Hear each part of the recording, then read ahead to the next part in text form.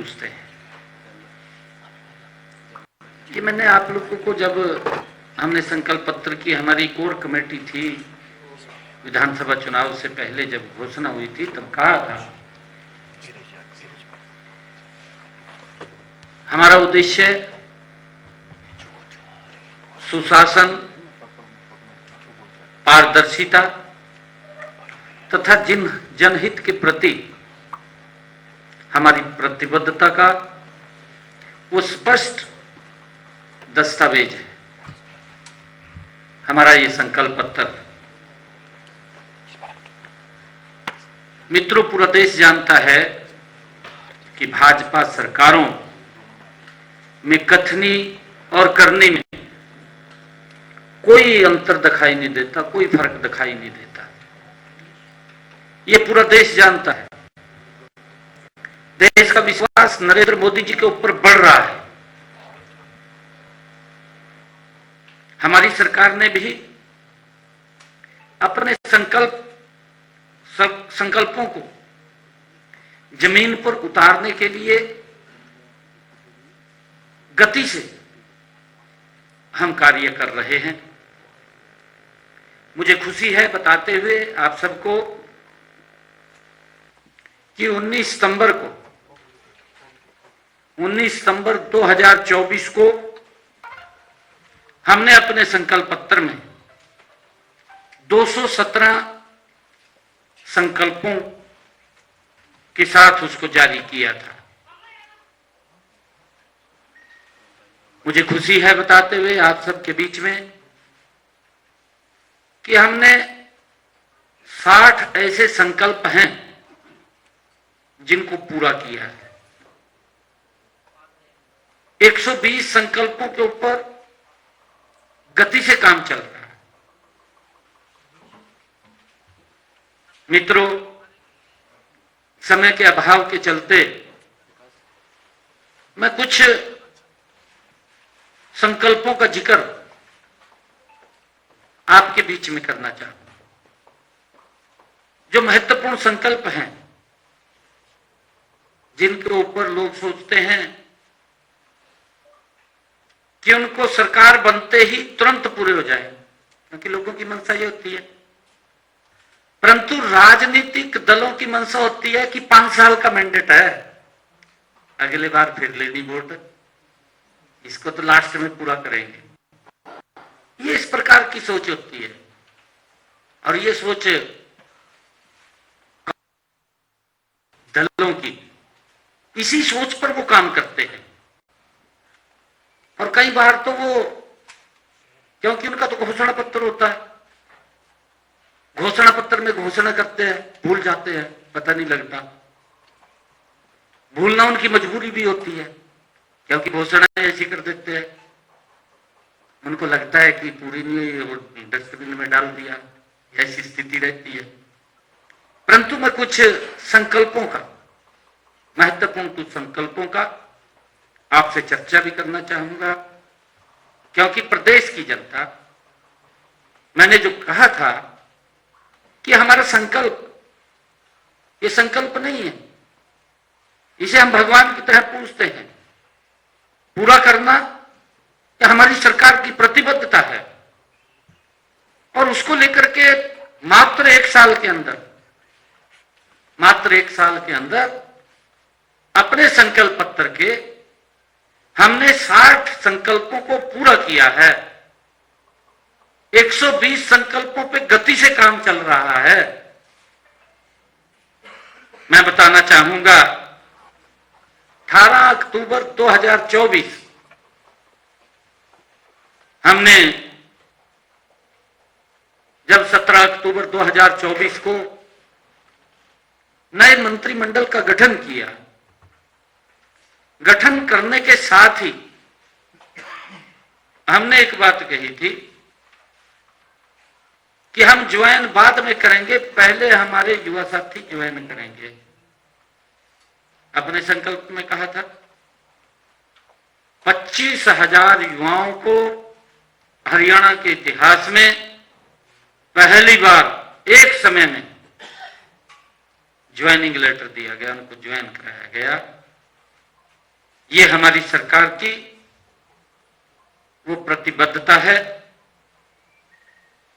और उसी प्रकार फिर अगले दिन 17 तारीख को के बाद 18 तारीख 2024 को हमने अपने संकल्प पत्र में कहा था कि हमारे हरियाणा प्रदेश के जितने सरकारी हॉस्पिटल, जितने मेडिकल कॉलेज, उन सब में किडनी के जो पेशेंट हैं उनका डायलिसिस मुफ्त होगा।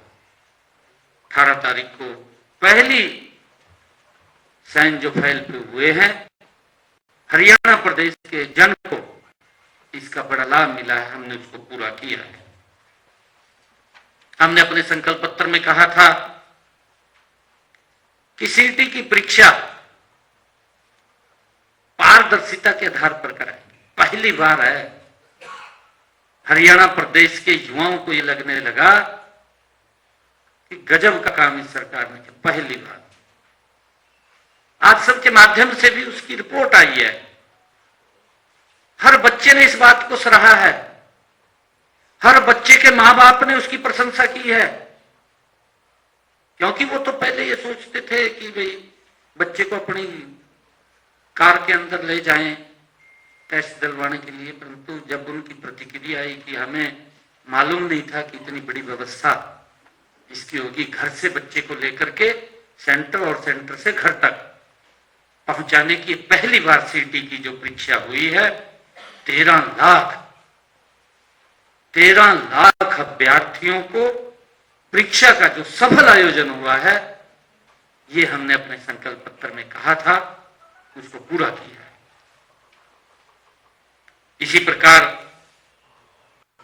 हमने हरियाणा प्रदेश के किसानों से ये कहा था कि हम 24 फसलें एमएसपी पर खरीदेंगे। ये बड़े संकल्प थे और मुझे खुशी है कि हमने उस संकल्प को पूरा किया है।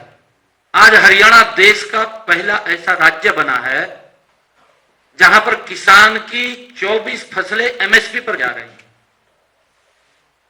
ये पहला राज्य बना है। हमने उस संकल्प को पूरा किया है। और इसी प्रकार हमने अपने संकल्प में कहा था कि हमारी वो माताएं बहनें जिन परिवारों की इनकम 1,80,000 रुपए से कम है, ऐसे परिवारों की रसोई में हम 500 रुपए का गैस का सिलेंडर उनको मिलेगा, ऊपर का पैसा वो हरियाणा सरकार उनके खाते में पहुंचाने का काम करेगी, उसको पूरा किया। ये बड़े वायदे थे जिसका मैं जिक्र कर रहा हूं, छोटे वायदे नहीं है, तो महत्वपूर्ण जिनका इंतजार करते हैं लोग भी पूरा करेंगे, उन्होंने कहा है, ये वो वायदे थे। हमने 25 सितंबर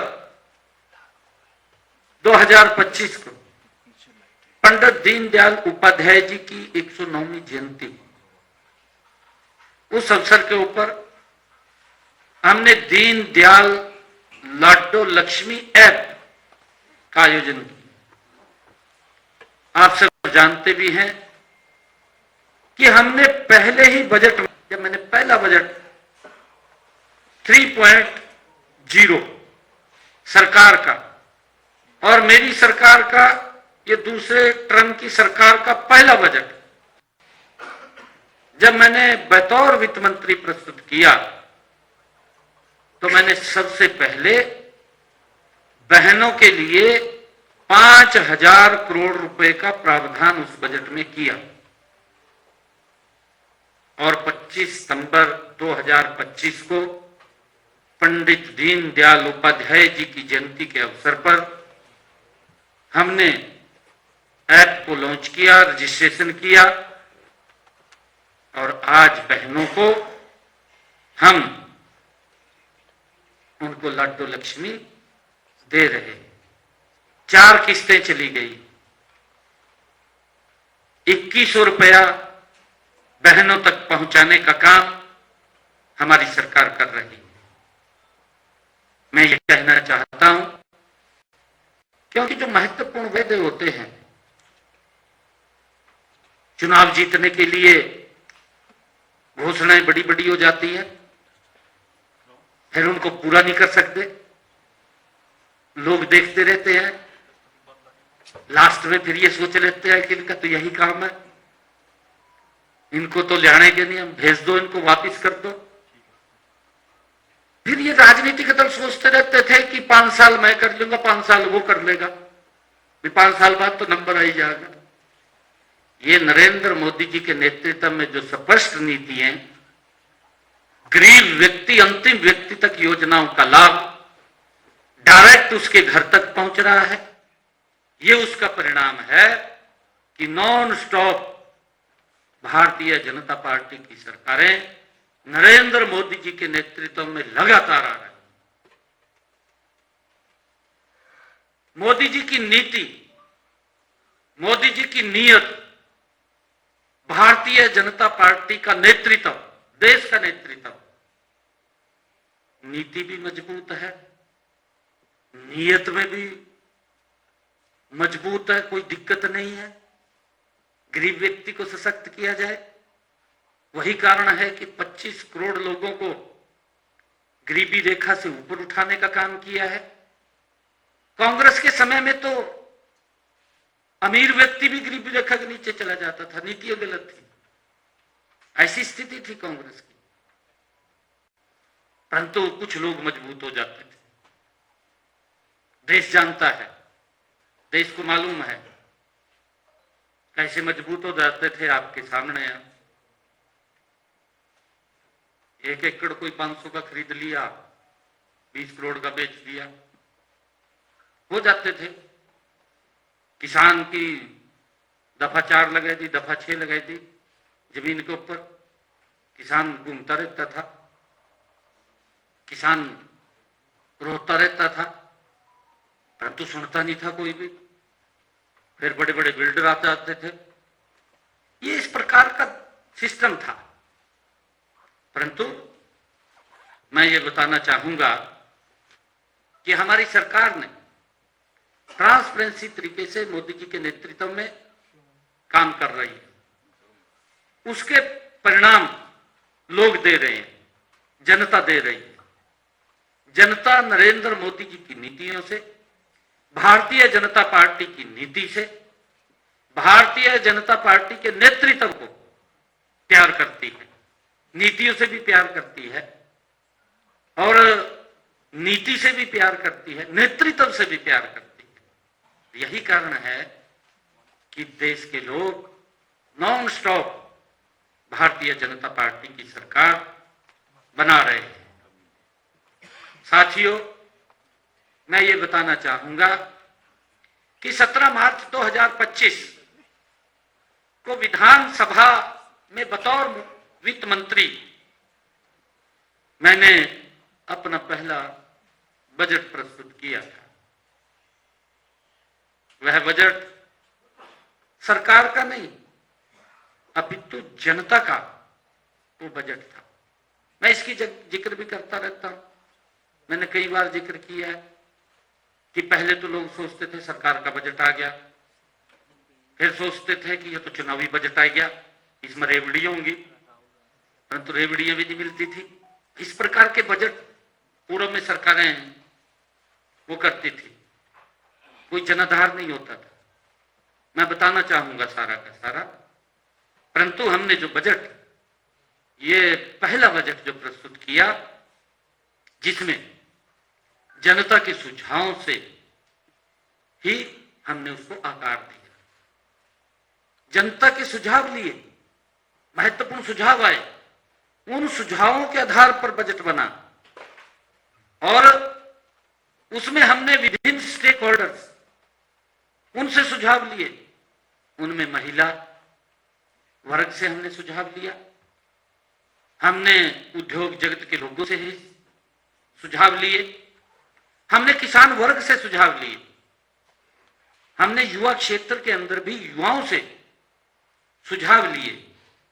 अलग अलग स्टेक होल्डर से हमने जाकर के उनके बीच में सुझाव लिए और उसमें हमने 2000 जो पहला बजट मैंने प्रस्तुत किया था, 11 बैठकें की गई। 11 बैठकें उसमें की गई और 11 बैठकों में मेरे सामने 1592 सुझाव महत्वपूर्ण लोगों को मिले। ये पिछले बजट की मैं बात कर रहा हूं। मैंने उनमें से 706 सुझावों को, जो हमें 1592 सुझाव मिले थे, उनको देखा, चेक किया। जो महत्वपूर्ण सुझाव थे उनमें से 706 सुझावों को हमने बजट में शामिल किया है और 2025-26 के इस बजट में जब शामिल किया तो लोगों को लगा कि बजट तो हमारा है, ये बजट जनता का है, ये सरकार का बजट नहीं है। महसूस हुआ उनको। और साथियों, 25-26 का जो बजट है, उस बजट के अंदर उन सुझावों के आधार के ऊपर जो सुझाव हमें मिले, मैंने बजट के अंदर 248 घोषणाएं की उन सुझावों के आधार पर जो जनता ने सुझाव दिए। 248 घोषणाएं मैंने बजट में की।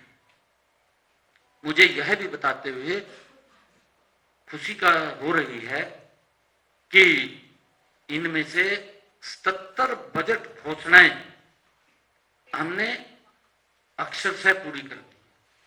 77 घोषणाएं हमने पूरी कर दी हैं। 165 घोषणाओं पर कार्य अंतिम चरण में है, गति से काम हो रहा है, लगभग पूरी होने वाली है। इन्हें भी जल्दी पूरा कर लिया जाएगा। और साथियों, वर्ष 2026-27 के लिए बजट बनाने की प्रक्रिया अभी चल रही है, जारी है। पूर्व बजट परामर्श की परंपरा को निभाते हुए मैंने विभिन्न क्षेत्रों के हितधारकों के साथ अब तक 13 बैठकें की हैं। इनमें से मुझे कुल 2199 सुझाव प्राप्त हुए, जो 13 बैठकें की। 2199 सुझाव प्राप्त हुए। इस बार हमने टेक्निक आ रही है, नई से नई टेक्निक आ रही है। हमने AI बेस्ड चैटबॉट का नया प्रयोग किया और उसका प्रयोग करते हुए इसके माध्यम से हमने प्रदेश के लोगों से सुझाव मांगे और प्रदेश के लोगों ने इस AI चैटबॉट के माध्यम से लगभग 12,400 सुझाव हमें मिले हैं। 12,400 प्राप्त हुए हैं। अभी भी मुझे पत्रों के माध्यम से, ईमेल के माध्यम से लोगों से अनेक सुझाव मिल रहे हैं। इन सभी पर मंथन जारी है। जो भी सुझाव आता है उसको देखते हैं, चेक करते हैं। मैं आशा करता हूं कि इस बार कम से कम 4-5 हजार सुझावों को आगामी बजट 2026-27 में सम्मिलित किए जाएंगे, क्योंकि ये जनता के द्वारा दिए गए सुझाव हैं।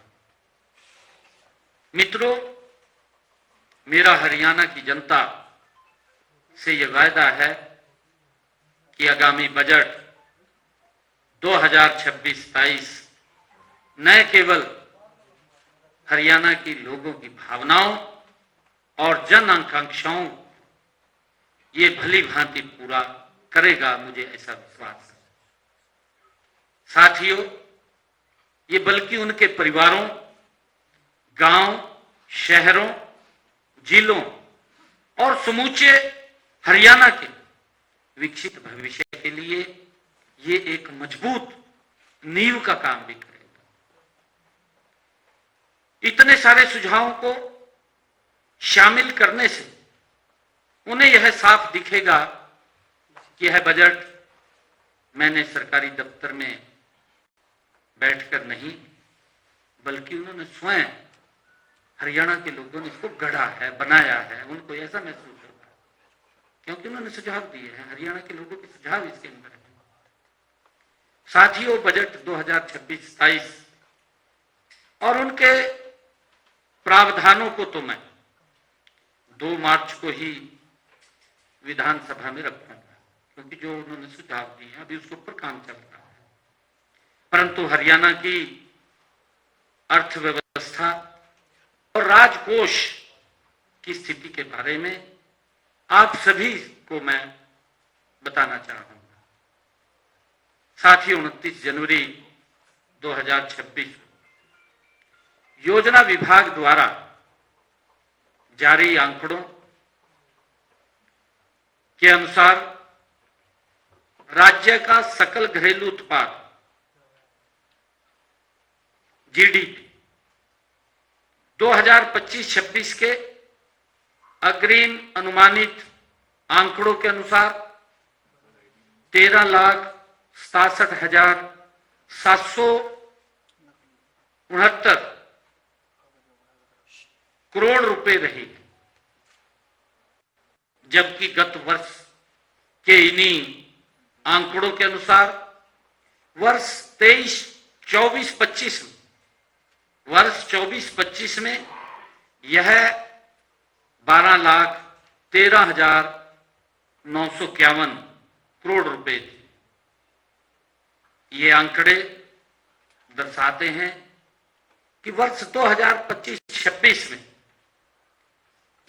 वर्ष 2024-25 के मुकाबले राज्य की जीडीपी ये 12.7% की दर से बढ़ी। साथियों, राज्य की जीडीपी को उनकी जनसंख्या में अगर विभाजित करके प्राप्त होने वाले आंकड़े को प्रति व्यक्ति आय कहा जाता है, तो 29 जनवरी 2026 को जो योजना विभाग द्वारा जारी आंकड़ों के अनुसार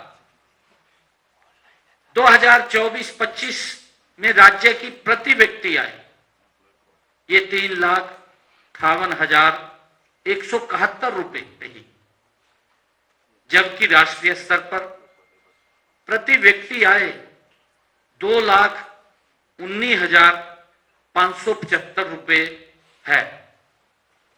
साथियों, मुझे यह बताते हुए गर्व भी हो रहा है कि हरियाणा की प्रति व्यक्ति आय देश के शीर्ष 5 राज्यों में शामिल है। 5 राज्यों में। मैं यह भी बताना चाहूंगा कि पिछले 10 वर्षों में हरियाणा की प्रति व्यक्ति आय लगातार बढ़ रही है, लगातार बढ़ रही है। अगर हम 2014-15 की देखें, 2014-15 में राज्य की प्रति व्यक्ति आय 1,47,382 रुपए थी। इन आंकड़ों से यह स्पष्ट होता है कि पिछले 10 वर्षों में राज्य की प्रति व्यक्ति आय में लगभग 2.5 गुना की वृद्धि हुई है, लगभग 2.5 गुना। साथियों, 2024-25 में राज्य सरकार के सभी विभागों का वास्तविक खर्चा 1,75,801 करोड़ रुपए था। सभी विभागों का खर्चा 24-25 में। जबकि अगर हम देखें, क्योंकि इस प्रकार का दुष्प्रचार किया जाए, कहा खर्च ही नहीं हो रहा, कहा कोई काम ही नहीं हो रहा। भाई ठीक तरीके से देखिए, नजरिया देखने का होता है। उसी सड़क के ऊपर जा रहे, आधे घंटे में पहुंच रहे, फिर करेगा काम नहीं हो रहा, काम दिखाई नहीं दे रहा। कैसे दिखाएगा? नजर तो है नहीं है देखने की। नजर भी तो देखने के लिए चाहिए, वो नजर है नहीं है देखने की, बस झूठ बोलना है। 2014-15 में यह केवल 61,904 करोड़ रुपए था। 14-15 में अगर बात करें इनके समय में ये 61,904 करोड़ रुपए था। चालू वित्त वर्ष में 16 फरवरी 2026 तक सभी विभागों का वास्तविक खर्चा 1,59,747 करोड़ रुपए है। 1,59,747 करोड़ रुपए है। मुझे आशा है कि ये खर्चा 31 मार्च 2026 को यह आंकड़ा 2 लाख करोड़ रुपए के हो जाएगा। 2 लाख करोड़ रुपए, क्योंकि काम चल रहे हैं अभी, और लास्ट में कई ऐसे टेंडर होते हैं, वो सब काम चल रहे हैं। 2 लाख करोड़ रुपए ये हो जाएगा। 17 मार्च 2025 को, जो कि मेरे द्वारा प्रस्तावित बजट 2,05,17 करोड़ 29 लाख रुपए का बजट का लगभग 98% ये खर्च है। 98% का खर्चा ये होगा। ऐसा प्रदेश के इतिहास में ये पहली बार हुआ है कि 98% बजट जो हमने प्रस्तुत किया उसका 98% खर्चा हो गया। जो विपक्ष बार बार बोलता रहता है, कहा कोई खर्चा नहीं है, ये बात बोलता है।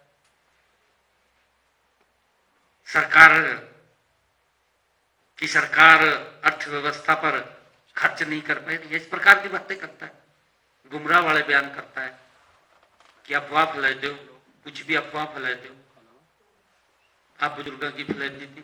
देखिए, जिम्मेवारी तो बढ़ती है ना। अगर कोई चीज है उसको वेरीफाई करना सरकार का दायित्व है। ऐसा नहीं है कि सरकार का कोई दायित्व नहीं, सरकार का दायित्व है। अगर कोई कहीं दिक्कत आती है उसको वेरीफाई करना। अफवाह डाल दी, उसका श्रेय लेने की बात कर दी। साथियों, मुझे खुशी है कि ये वास्तविक खर्च उनके समय में जो खर्च होता था उससे लगभग 3 गुना ज्यादा उनके समय से। जो कहते हैं कि हमारे समय के अंदर ये था वो था, लोग देखते रहते थे। उनके समय में किसी फिरनी की घोषणा कर दी, 5 साल तक पैसा नहीं पहुंचा था, गांव वाले घूमते रहते थे, भी वही फिरनी के पैसे आवांगे, हमारी पक्की फिरनी बनेगी। परंतु 5 साल के बाद निराशा हाथ लगती थी, कोई पैसा नहीं पहुंचता था। खाली फिर कहते थे भाई अगली बार हम इसको पक्का करवा देंगे, फिर वोट ले लेते।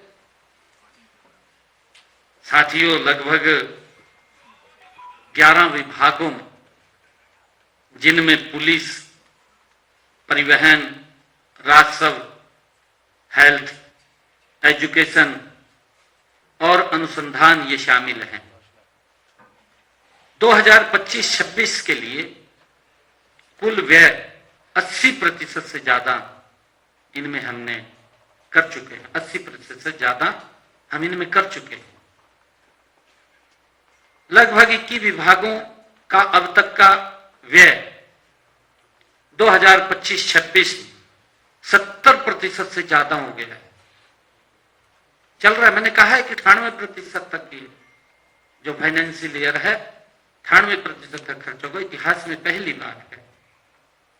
और साथियों, कोई भी सरकार अपने राजकोषीय का कितना, राजकोष का कितना अच्छा प्रबंधन कर रही है, यह जानने के लिए राजकोषीय घाटा सबसे उत्तम तरीका होता है कि उसका प्रबंधन क्या है।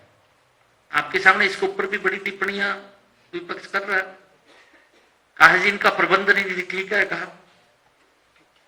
जिनके समय के अंदर राजकोषीय घाटे की स्थिति लचर पचर थी, वो बाहर बैठकर सुझाव दे दिया, कहा कोई प्रबंधन ठीक नहीं है। कहा भाई तुम अपने समय में तो देख लो क्या प्रबंधन था।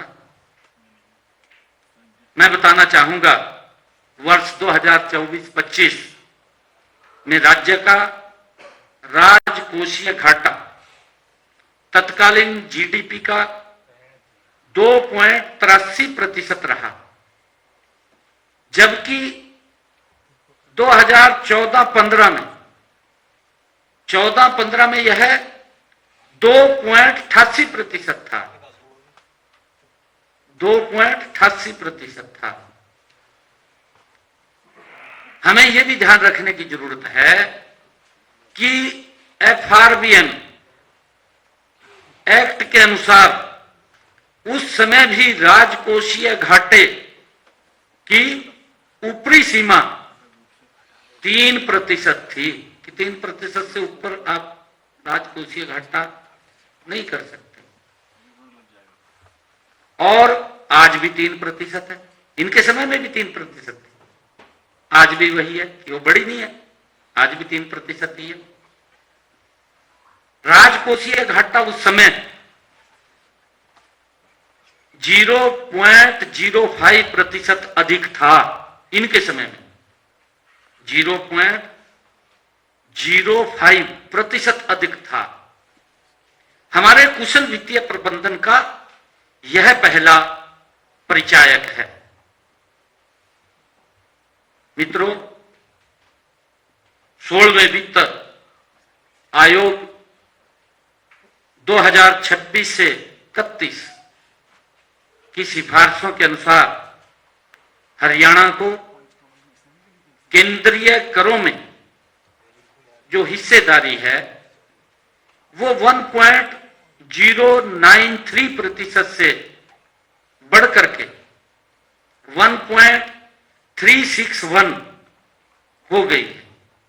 1.361% हो गई, जो 15वें वित्त आयोग की तुलना में 24.52% की ऐतिहासिक वृद्धि को दर्शाता है। 24.52% की ऐतिहासिक वृद्धि को, यह वृद्धि अब तक के इतिहास में यह सबसे बड़ी वृद्धि है, अब तक के इतिहास में।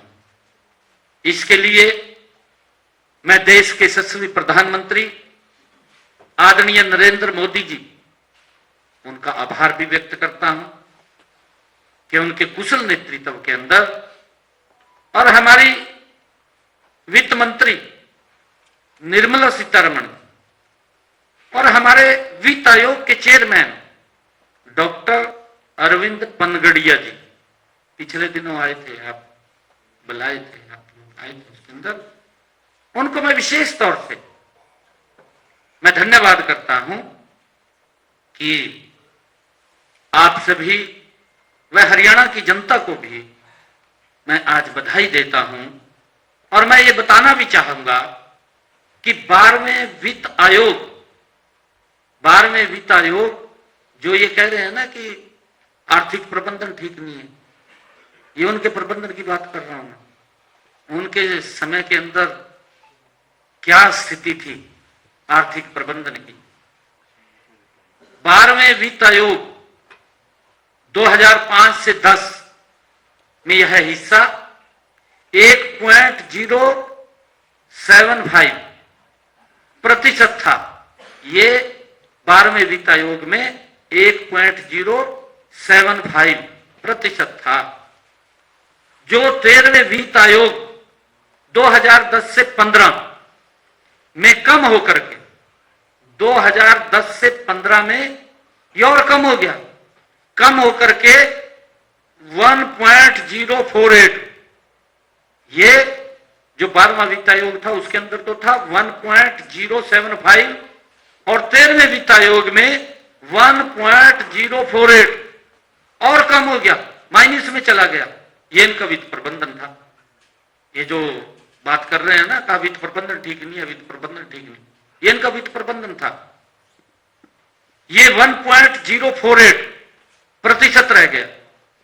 16वें वित्त आयोग में 2026 से 31 में यह हिस्सेदारी बढ़ करके 1.361% हो गया, जो प्रदेश के इतिहास में अब तक की सर्वाधिक वृद्धि है।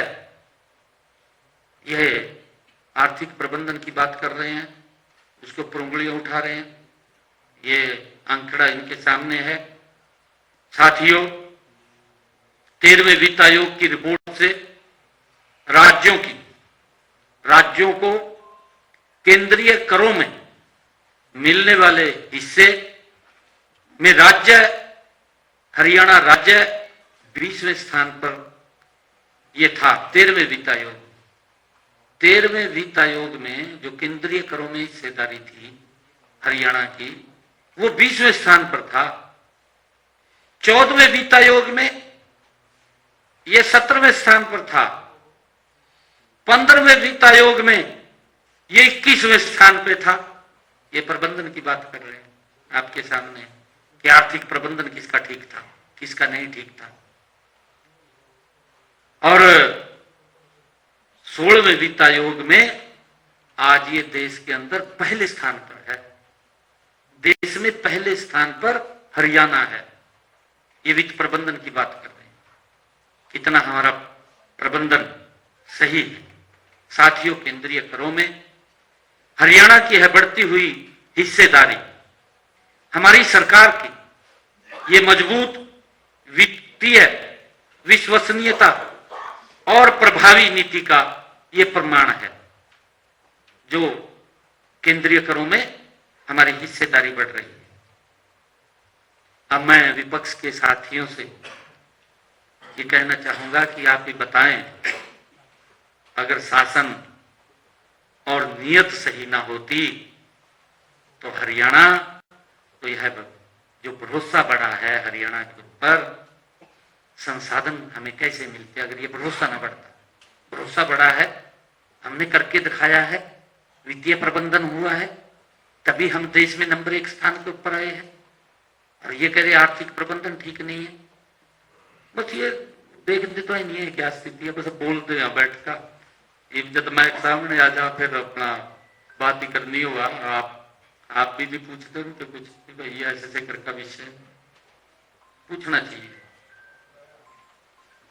मित्रों, मैं आप लोगों के आम लोगों के जीवन से जुड़े कुछ गैर वित्तीय आंकड़ों पर भी मैं कुछ कहना चाहता हूं। साथियों, आज सरकार पर जनता का भरोसा केवल बड़ा नहीं है केवल, अभी तो इसे एक नई पहचान भी मिली है, एक अलग पहचान भी मिली है। इसी का परिणाम है कि हरियाणा को आगे बढ़ाने के निरंतर मौके मिल रहे हैं। साथियों, विपक्ष बार बार बेरोजगारी के विषय पर बोलता है। कहा बेरोजगारी फैल गई, रोजगार नहीं मिल रहा। आपके सामने है, आप वो इस प्रकार के आंकड़े प्रस्तुत करता रहता है, बोलता रहता है।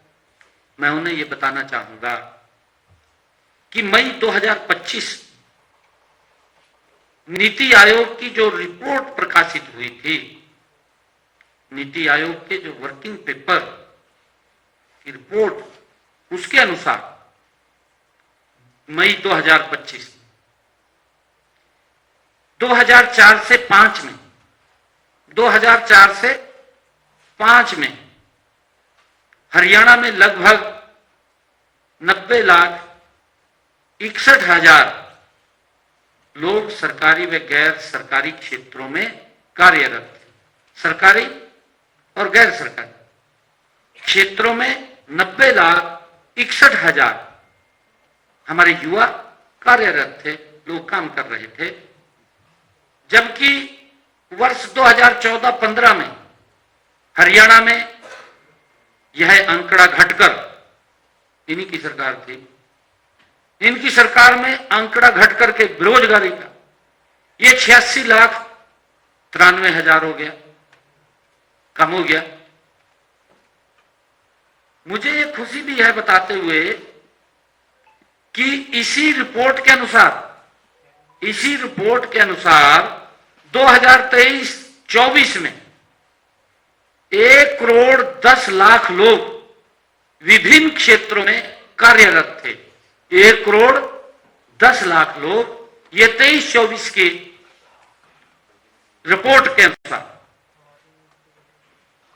इसी प्रकार जहां वर्ष 2014-15 में 2004 से 14 के बीच 2004 से 14 के बीच लगभग 3,68,000 लोगों को अपना रोजगार गंवाना पड़ा।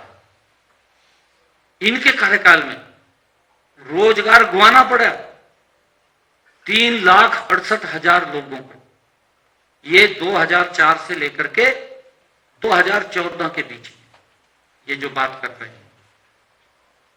और वहीं अगर हम देखें 2023-24 तक लगभग 27 लाख लोगों को रोजगार के नए अवसर प्रदान हुए। 27 लाख लोगों को। मित्रों, शिक्षा क्षेत्र में भी अगर हम बात करें, वर्ष 2004 से 14 की अवधि में उच्च शिक्षा में ग्रॉस इनरोलमेंट रेशो लगभग 27% था, जबकि वर्ष 2015 से 25 की अवधि के दौरान यह बढ़कर 34% हो गया। 15 से 25 की अवधि के दौरान ये 34% हो गया। और इसी प्रकार अगर हम देखें वर्ष 2005 से 2014 की अवधि के बीच प्रदेश में लगभग 45 विश्वविद्यालय थे, जबकि वर्ष 2015 से 25 की अवधि के बीच ये 80 नए विश्वविद्यालय प्रदेश में स्थापित किए गए। मित्रों, शिक्षा स्तर में ये लगातार कमी की बात कर रहे हैं। मैं उनसे पूछना चाहूंगा, क्या ये आंकड़े ये शिक्षा स्तर में कोई वृद्धि नहीं दर्शा रहे? अगर आप लोग देखेंगे कि एक मिशन मोड में काम किया गया कि हमारी बेटियों को हर 20 किलोमीटर के ऊपर एक राजकीय महाविद्यालय मिलना चाहिए, मिल गया ना हर 20 किलोमीटर के ऊपर। ये दिया सरकार की ये नीति, सरकार की नियत गति से काम कर रही है, ये उसको दर्शाते हैं। साथियों, वित्त विभाग द्वारा जारी व्हाइट पेपर के अनुसार राज्य का अपना राजस्व, राज्य का जो अपना राजस्व है वो 2013-14 में 25,567 करोड़ रुपए था। ये 13-14 में 25,567 करोड़ रुपए था, जबकि 2024-25 में राज्य का अपना राजस्व बढ़ करके ये 70,943 करोड़ रुपए हो गया। 70,943 करोड़ रुपए।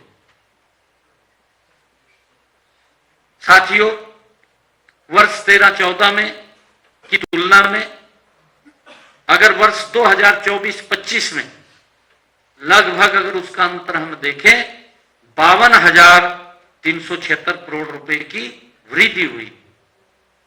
52,376 करोड़ रुपए की वृद्धि हुई है अगर इसका अंतर हम देखें।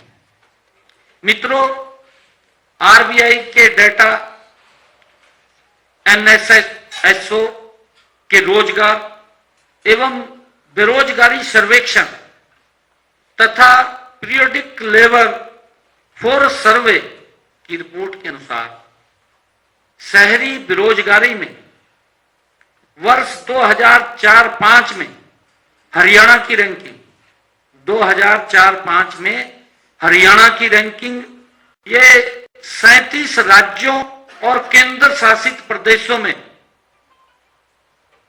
37 राज्यों और केंद्र शासित प्रदेशों में ये 17वें स्थान पर थी 2004-05 में।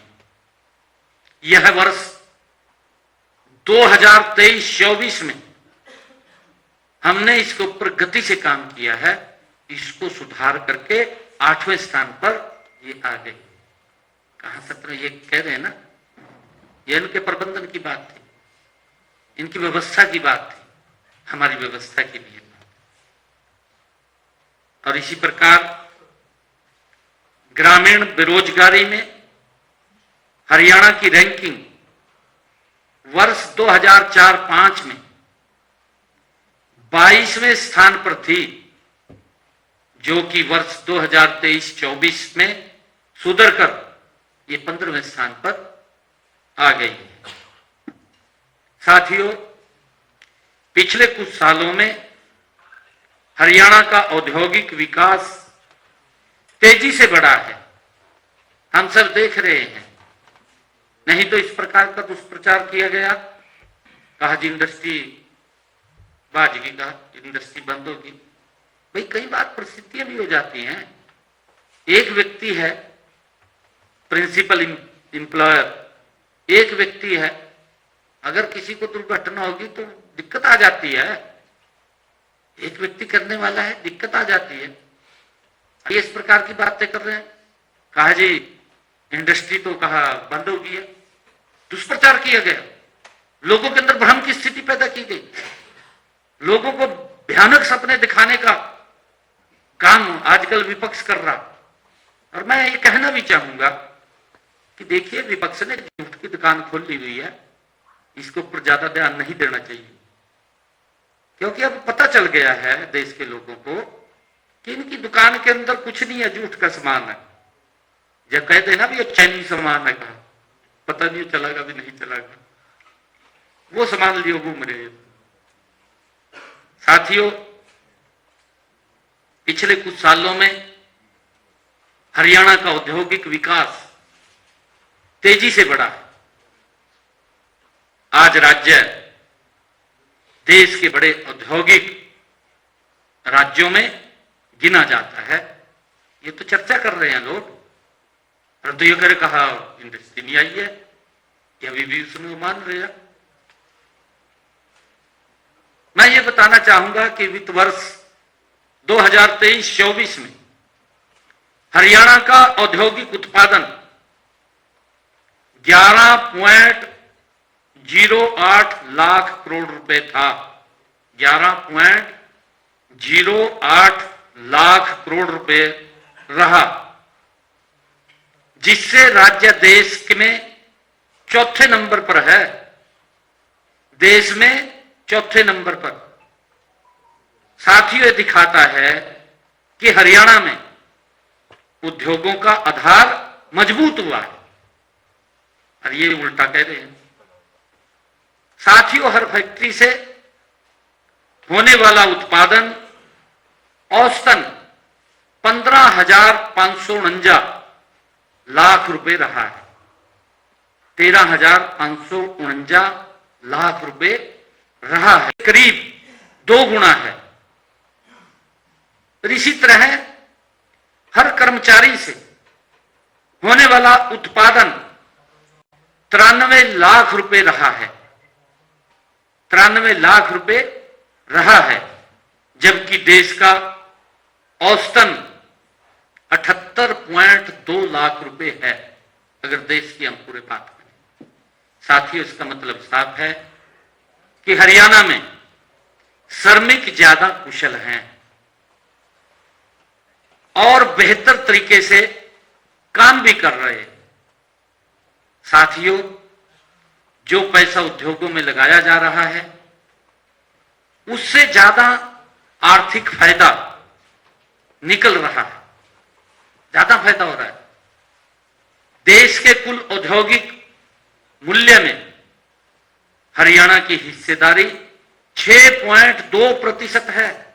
6.2% है। इससे साफ होता है कि राज्य का औद्योगिक विकास मात्रा के साथ साथ गुणवत्ता और उत्पादकता के मामले में भी मजबूत हुआ है। आदरणीय प्रधानमंत्री जी ने अभी चर्चा की है, उन्होंने देश के सभी इंडस्ट्रियलिस्ट से भी आग्रह किया है। अभी जो मदर डील हुई है या अमेरिका ने टैरिफ कम किए हैं, हमारे इंडस्ट्रियलिस्ट के लिए एक बड़ा सुनहरा अवसर आदरणीय प्रधानमंत्री मोदी जी लेकर के आए हैं, क्योंकि अमेरिका ने भी टैरिफ कम किए हैं, उधर यूरोप के साथ समझौता हुआ है, उसके अंदर आदरणीय प्रधानमंत्री जी ने इंडस्ट्रियलिस्ट से आग्रह किया कि हमारा माल अगर विश्व की मार्केट में जाए तो भारत के माल के ऊपर उसका विश्वास बढ़ना चाहिए। हमारा ऐसा माल जाए, ऐसा ना जाए कि ये तो चाइनीज जाए, पता नहीं कब खराब हो जाए। विश्वसनीयता खराब नहीं होनी चाहिए, उसका विश्वास बढ़ना चाहिए। आदरणीय प्रधानमंत्री जी ने आग्रह किया है कि हमें अवसर मिला है आगे बढ़ने का और हम गति से इसमें आगे बढ़े। मित्रों, सरकार ने उद्योग एवं श्रमिक के बीच सहयोग एवं समन्वय बनाए रखने के लिए हमने उद्योग श्रमिक मैत्री परिषद उसका गठन किया है, जिसकी पहली बैठक 11 फरवरी 2026 को आयोजित की गई। इस तरह का यह पहला जो मैत्री परिषद है जो किसी राज्य में नहीं बनाया है, किसी ने भी नहीं बनाया, ये पहला हरियाणा के अंदर बना है, ताकि उद्योगों के अंदर जो हमारे श्रमिक भाई हैं और इंडस्ट्रियलिस्ट हैं वो मिलकर के उनकी विश्वसनीयता और उनकी मुहर वो मजबूत लगे, दोनों का विश्वास अविश्वास ना हो, विश्वास बढ़े, उसको लेकर के हमने उद्योग श्रमिक मैत्री परिषद इसका गठन किया है। साथियों, इस परिषद का उद्देश्य है प्रदेश में औद्योगिक विकास को गति प्रदान करना और उद्योग एवं श्रमिक परिवार के बीच में समन्वय बनाए रखना, ये इसका मेन उद्देश्य है। और इसके साथ ही यह परिषद बजट में घोषित नीतिगत निर्णयों की भी समीक्षा करेगी। मित्रों, इसकी नियमित बैठकें हर एक तिमाही भी होती रहेंगी। यह परिषद कामगारों की उत्पादकता, औद्योगिकरण, विकसित हरियाणा के विषय में भी ये काम करेगी। हरियाणा में वर्ष 2015 में साथ के बाद एमएसएमई ने तेज रफ्तार पकड़ी है। मैं इसके ऊपर भी बताना चाहता हूं, क्योंकि विपक्ष कई प्रकार से बोलता है कि रोजगार नहीं है, बेरोजगारी फैली। मैं उनको भी आईना दिखाना चाहता हूं। हरियाणा में वर्ष 2015 के बाद एमएसएमई सेक्टर के ने तेज रफ्तार पकड़ी है। आज यह रोजगार और औद्योगिक विकास का मुख्य आधार ये बना है। साथियों, वर्ष 2004 से 2014 के दौरान एमएसएमई जो गतिविधियां सीमित थी और उस समय करीब 33,000 एमएसएमई इकाइयां दर्ज थी। 33,000, ये 2004 से लेकर के 2014 के दौरान एमएसएमई की जो इकाइयां का रजिस्ट्रेशन था वो 33,000 था। और इसके बाद वर्ष 2015 से 2025 की अवधि में उद्यम और उद्यम पंजीकरण पोर्टल पर ये 20 लाख से अधिक हैं, 20 लाख से अधिक। इनके समय में 2004 से लेकर के 2014 मात्र 33,000 और 2015 से लेकर के 2025 20 लाख से ज्यादा। आप देखिए, एक बहुत बड़ा इसके अंदर अंतर है। 20 लाख से ज्यादा एमएसएमई रजिस्टर्ड हुए हैं पोर्टल के ऊपर। इनमें बड़ी संख्या में छोटे कारोबार औपचारिक व्यवस्थाओं से जुड़े हुए। मित्रों, रोजगार के मोर्चे पर एमएसएमई सेक्टर का योगदान साफ दिखता है। लोगों को जो रोजगार देने में महत्वपूर्ण भूमिका है एमएसएमई सेक्टर्स की है।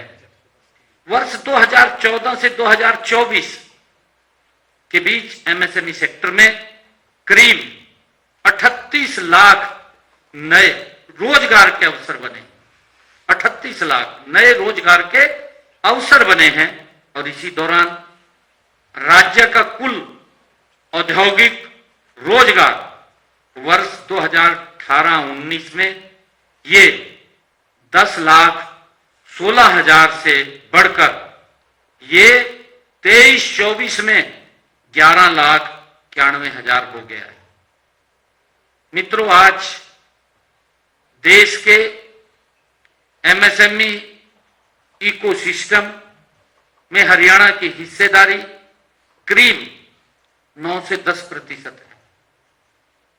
ये आंकड़े साफ दिखाते हैं कि एमएसएमई सेक्टर हरियाणा के आर्थिक और औद्योगिक विकास का ये मुख्य स्तंभ है। ये स्पष्ट इससे साफ ये आंकड़े बताते हैं।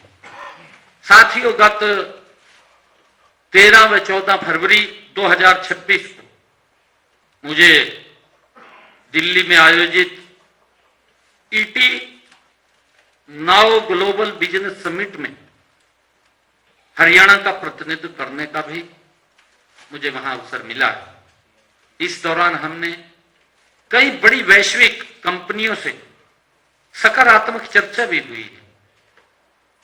Advance manufacturing, financial services, clean energy और टेक्नोलॉजी और मोबिलिटी, एजुकेशन और ग्लोबल कैपेबिलिटी सेंटर्स जैसे क्षेत्रों में निवेश को लेकर के गंभीर रुचि देखने को वहां मिली है। लोग इस बात को लेकर के उत्साहित हैं कि हम हरियाणा में अपना कारोबार करना चाहते हैं। लोगों में ये जिज्ञासा वहां दिखी। साथियों, इस कार्यक्रम में देश के यशस्वी प्रधानमंत्री आदरणीय मोदी जी से भी मेरी मुलाकात वहां हुई, उन्होंने जिस भारत को विश्व व्यापार में मजबूत और अप्रैल 2024 मार्च 2025 के बीच हरियाणा का कुल निर्यात ये 19.10 बिलियन US$ भी रहा है। साथियों, यह दर्शाता है कि हमारा राज्य निवेश और निर्यात दोनों क्षेत्रों में मजबूती से आगे बढ़ रहा है। ये इससे पता चलता है। साथियों, अगर हम देखें 2015 से 2024 हरियाणा से कुल 132 बिलियन US$ का एक्सपोर्ट हुआ है। इससे पहले 10 वर्षों में 2004 से 2014 तक केवल 61.60 बिलियन US$ था। आपके सामने है परिस्थिति क्या है। 2015 से 24 132.13 बिलियन US$ और इनके 10 वर्षों में 2004 से 2014 ये 61.60 बिलियन US$। हमारी सरकार गति से प्रदेश को मोदी जी के नेतृत्व में आगे बढ़ा रही है। साथियों, 8 अक्टूबर 2025 को मेरी फसल मेरा ब्यौरा पोर्टल को हमने इंटीग्रेटेड फर्टिलाइजर मैनेजमेंट सिस्टम के साथ उसको जोड़ा। साथियों, उर्वरक वितरण की पारदर्शिता में इससे सुधार हुआ है। इससे केंद्र सरकार को उर्वरक सब्सिडी में 709 करोड़ रुपए की, जो केंद्र सब्सिडी देता है, 709 करोड़ रुपए की बचत हुई है, जिसके लिए समस्त हरियाणा व हरियाणा वासी हमारे किसान भाई बधाई के पात्र हैं। साथियों, भारतीय रिजर्व बैंक द्वारा प्रकाशित RBI handbook of statistics on Indian states में उपलब्ध आंकड़ों के अनुसार हरियाणा में वर्ष 2014 से 16 में मात्र मृत्यु दर 101 थी। 14 से 16 ये मात्र मृत्यु दर 101 थी, जो वर्ष 2021 से 23 में ये सुधरकर 89 रह गई। कहां 101 थी, कहां 89। हमने इसके अंदर गति से बड़ा सुधार किया है। और इसी प्रकार वर्ष 2014 में शिशु मृत्यु दर 36 थी।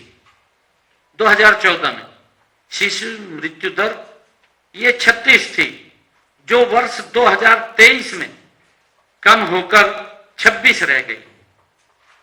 साथियों, नेशनल हेल्थ फैमिली सर्वे NFHS के तीसरे संस्करण 2005 से 6 के अनुसार 6 से 59 माह आयु वर्ग के 72.3% बच्चे एनीमिया से ग्रसित थे, जबकि NFHS 5 2019 से 20 के अनुसार यह संख्या घट करके 70.4% रह गई है। कहां 72.3 थी, कहां 70.4 आ गई है। और इसी प्रकार 15 से 49 वर्ष आयु की हमारी गर्भवती महिलाओं में एनीमिया की व्यापक और NFHS 3 जो 2005-6 में ये 69.7% थी, जो NFHS 5 2019 से 21 में घटकर ये 56.5% रह गई है। साथियों, हरियाणा की विकास यात्रा केवल वर्तमान की आवश्यकताओं तक सीमित नहीं है, बल्कि भविष्य की चुनौतियों को ध्यान में रखकर हम आगे बढ़ रहे हैं। साथियों, चाहे फिर प्राइमरी क्षेत्र हो, सेकेंडरी क्षेत्र हो या टर्शरी क्षेत्र हो, हर क्षेत्र में राज्य सरकार विकास के नए अवसर पैदा कर रही है। साथियों, आगामी बजट में सरकार भविष्य के दृष्टिकोण को अपनाते हुए आगे बढ़ेगी, जहां तक कम होती जमीन, कम होता पानी और घटते हुए संसाधनों और तेजी से बदलती तकनीक को चुनौती नहीं बल्कि अवसर के रूप में लिया जाएगा। साथियों, मैं अंत में यही कहना चाहूंगा कि हरियाणा आज केवल विकास ही नहीं कर रहा, वह 2047 तक विकसित हरियाणा के रोड मैप को तैयार कर रहा है। आप सबका बहुत बहुत धन्यवाद।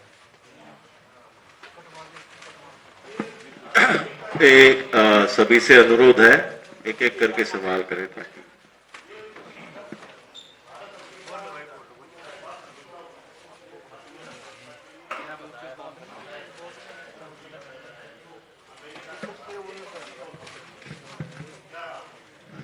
देखिए, मैंने कहा है ना कि अफवाह फैलाने में बहुत ज्यादा माहिर है विपक्ष।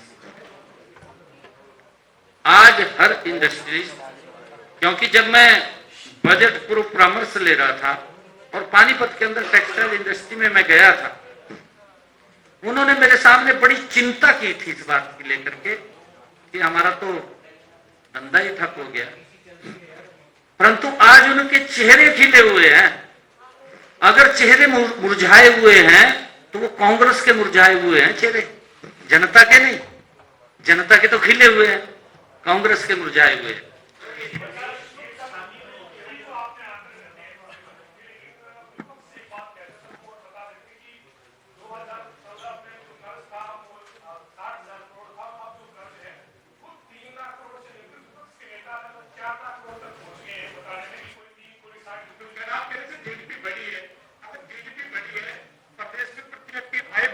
तो कर्ज भी कम हुआ होगा सर। देखिए, मैंने ये बताया है इसके अंदर, जब राजकोषीय घाटे के ऊपर मैं चर्चा कर रहा था कि हमने उसको कम किया है। इनके समय में भी 3% था, वो तो हमारे समय में भी 3% है। इनके समय में वो ज्यादा था, हमारे समय में कम हुआ है। हमने जो जिस इनकी रेशो थी लोन लेने की, हमने उससे कम लिया, उसको पर अंकुश लगाया है। ये मैंने कहा है कि अफवाह फैलाते रहते हैं, और मैंने पीछे विधानसभा के अंदर पूरी डिटेल में उत्तर दिया था, अब भी दे देंगे हम। साल पीछे 2004 से 2014 तक मैंने उनका जो आर्थिक प्रबंधन था उसके बारे में डिटेल में आपसे बात रखी है। उस आर्थिक प्रबंधन का हमने कितना बड़ा सुधार किया है। आज हरियाणा देश के अंदर नंबर 1 के ऊपर आया है।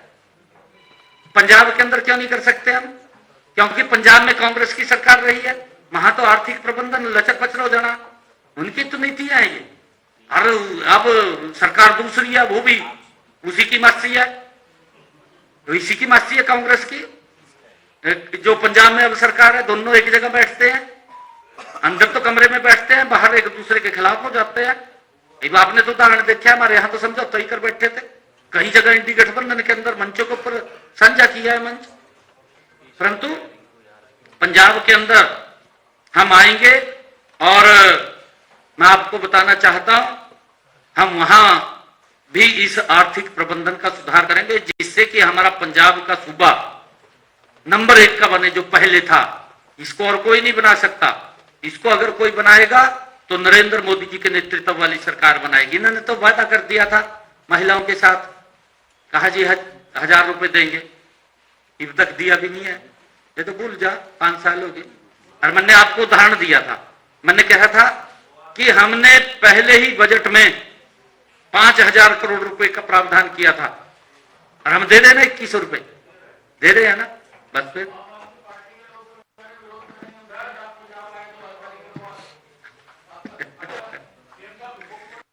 भाई देख, आप व्यवस्थाएं ठीक करनी चाहिए उनको। लोग देख रहे हैं, ऐसा नहीं है। मेरे को भी पता, मैं जहां जाऊं वहां से उन ऊपर ताड़ीक लग जाकर ना बुलाऊंगा। भाई ये थोड़ी अभी जो हम कर रहे हैं वहां के लोगों को नहीं पता, सारे लोग जानते हैं। उनको ये पता भी 24 फसलों पर MSP दे रहे हैं। उनको ये भी पता है कि अगर प्राकृतिक आपदा में फसल खराब हो जाती है, हरियाणा सरकार तुरंत किसान को पैसा दे रही है, उसका मुआवजा दे रही है। परंतु इनके यहाँ क्या था? यहाँ का मुख्यमंत्री तो बोलता है कि मैं 20,000 रुपए एकड़ दूंगा, और पार्टी का जो मुखिया है वो जाकर के बोलता है दूसरे राज्य के अंदर, कहा जी हमारे मुख्यमंत्री ने 50,000 दे दिए। ये लोग समझते नहीं। आजकल सोशल मीडिया के जमाने में सब देख रहे हैं, उसकी बात को भी सुन रहे हैं कि उसने वहां जाके क्या बोल लिया और यहाँ क्या दिया। अभी तक किसी को कुछ नहीं मिला। सीएम साहब, अंकित हाँ बता।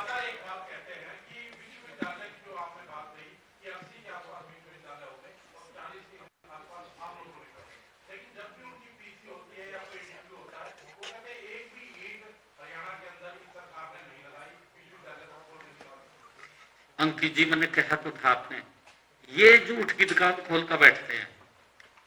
मैंने कहा था ना, ये झूठ की दुकान खोल कर बैठते हैं, उसमें कितना झूठ बोल लिया जा, बस उसके ऊपर काम करते हैं। बाकी तो मुद्दा तो कोई है नहीं इनके पास। एक सर सीएम साहब, एक आखिरी सीएम साहब, आखिरी। एचपीएससी में नौकरियों को लेकर विपक्ष लगातार मुद्दा उठाता है कि बाहरी लोगों को नौकरियां दी जाती हैं। इस पर क्या है सर? आप कह रहे हैं कि झूठ की दुकान खोल रखी है, इसमें कितना झूठ और कितना सच है कि बाहर के लोगों को हरियाणा में नौकरी दी जा रही है? देखिए, इसके ऊपर मैंने पहले भी कहा था, हमारी सरकार ट्रांसपेरेंसी से काम कर रही है। मेरे हरियाणा के बच्चे पंजाब में सर्विस लगे हुए हैं, मेरे हरियाणा के बच्चे उत्तर प्रदेश में सर्विस में लगे हुए हैं, मेरे हरियाणा के बच्चे राजस्थान में सर्विस में लगे हुए हैं, मेरे हरियाणा के बच्चे विभिन्न राज्यों में वहां की सरकार की सर्विस में लगे हुए हैं। मैंने कहा ना कि झूठ की दुकान ना, आंकड़े हैं हमारे पास, आंकड़े हैं हमारे पास। अगर हमारे बच्चे बाहर लग सकते हैं तो बाहर के बच्चे यहां क्यों नहीं लग सकते? सर सीएम साहब, एक सवाल है, वित्त मंत्री के रूप में आप दूसरा बजट, मुख्यमंत्री जी इधर, वित्त मंत्री के रूप में जी सर, वित्त मंत्री के रूप में आप ये दूसरा बजट पेश करेंगे, और जब भी बजट बनता है सरकार का तो राज्य की जनता को आशा रहती है कि कुछ रियायत आएगी, कुछ मिलेगी हमें। तो इस बजट में कुछ ऐसी रियायत लोगों की, उनका जो आम आदमी का जीवन सहूलियत से भरे इस बजट से, उसके लिए क्या कर रहे हैं? और जो लोग बैठे हैं पत्रकार साथी, उसके लिए भी कुछ बजट में प्रावधान कर रहे हैं सहूलियत के लिए? 2 तारीख को आपको सवेरे बुलाऊंगा मैं हरियाणा विधानसभा में सबनु। पहला आपको चाय पिलाऊंगा। जी आखिरी सर, आखिरी सर एक जब बजट आता है विपक्ष हमेशा 2-3 लाइनें बोलता है, ऊंट के मुंह में जीरे के समान है, खोदा पहाड़ निकली चुईया, कर्ज यही लेकर हम तो घी पी 2-3 शब्द हैं रहे। इसके इस पास। बार क्या कहेगा विपक्ष? यही है, 2-3 शब्द ही हैं। इस बार कुछ नया? ये तो आप पूछ सकते हैं। आखिरी सीएम साहब, 17 अक्टूबर 24 को शपथ ग्रहण के बाद 18 अक्टूबर को 25,000 बच्चों को नौकरी ज्वाइन कराई थी, उसके बाद आपने ज्वाइन किया था। ये आपने आज की बजट सबसे पहले संकल्प पत्र का पहला संकल्प बताया। जिस ग्रुप सी के और डी के बच्चों को नौकरी आपने दी थी पहले, उन बच्चों का आज तक वेटिंग लिस्ट जारी नहीं हुई। पहले आपसे जो सवाल पूछा था, आपने कहा था वैधता का इशू है, लेकिन चीफ सेक्रेटरी ने जो चिट्ठी भेजी है उसमें वैधता का सवाल नहीं उठाया, उसमें कहता है वेटिंग लिस्ट बन नहीं सकती। तो सभी बच्चे आपसे मिलते रहे, खुल्लर साहब से मिलते रहे और वेटिंग लिस्ट बनने की बात होती रही। तो एक तो विषय सब बच्चे जाना चाहते हैं वेटिंग लिस्ट का, और आगे क्योंकि सीईटी के बाद पहली भर्ती हुई है जिसमें वेटिंग लिस्ट नहीं है, तो इसमें क्या चेंज होगा? दूसरा, जो एचपीएससी का आपने जवाब दिया, एक सवाल और एचपीएससी का, आपने कहा हरियाणा के बच्चे हिमाचल में भी, यूपी में, नो डाउट उसमें जो जनरल कैटेगरी है कोई कहीं का बच्चा कहीं भी अप्लाई कर सकता है और मेरिट पे उसका सिलेक्शन होता है। लेकिन जो पद रिक्त रह जाते हैं, पूरे बच्चों की भर्ती नहीं हो रही, इशू ये आ रहा है। तो इस पे आपने जो भी कोई सरकार का फैसला करना है कि कहीं जो पद रिक्त ना रहे, जितने पद बच्चों विभागों ने बेचे उनके सब पे भर्ती हो, इसे मैं जानना चाहता हूं। नहीं, हम इसके ऊपर लगातार वैकेंसी निकाल रहे हैं। अभी भी 12,500 वैकेंसी के फार्म 5500 तो पुलिस के और अन्य भर्तियों के फार्म भर रहे हैं। अभी भी 12,500 भर्तियों का सिलसिला चालू है, जारी है। और मैं आपको बताना चाहता हूँ, वो तो एक बटन से 25,000 को मिली थी, और अगर हम इस साल की बात करें तो लगभग 35-36 हजार बच्चों को हम नौकरी दे चुके हैं इस साल। और जो वेटिंग लिस्ट की आपने बात कही है, वेटिंग लिस्ट हम उसके अंदर बनाएंगे, क्योंकि कई बार जब स्थितियां ऐसी हो जाती हैं उसका एक टाइम पीरियड होता है, और उस टाइम पीरियड के बाद अगर कोई खाली होती है तभी उसके अंदर वेटिंग लिस्ट जारी होती है, ऐसे जारी नहीं होती लिस्ट। नहीं, देखिए उसका एक टाइम पीरियड होता है, मुख्यमंत्री जी, पीरियड होता है। सीएम मुख्यमंत्री जी, सीएम साहब, पलवल में कई बीमारी से कई मौतें हुई हैं, इसको लेकर सरकार क्या कर रही है और अब तक जांच जो की गई है उसमें क्या सामने आया? क्या पलवल में बीमारी से कई लोगों की मौत हुई है, वहां जांच भी कराई गई, लेकिन उसमें क्या सामने आया अभी तक ये क्लियर नहीं हुआ सर। देखिए, वहां तुरंत हमारी पूरी की पूरी टीम वहां गई है और सारा चेक किया है, लोगों को भी वहां गांव के अंदर जाकर के उनसे बातचीत किया है, और उसके ऊपर हमारा प्रशासन पूरी मुस्तैदी से वहाँ चाहे डॉक्टर्स की है बात है उसके अंदर पहुंचे हैं। परंतु कई बार कोई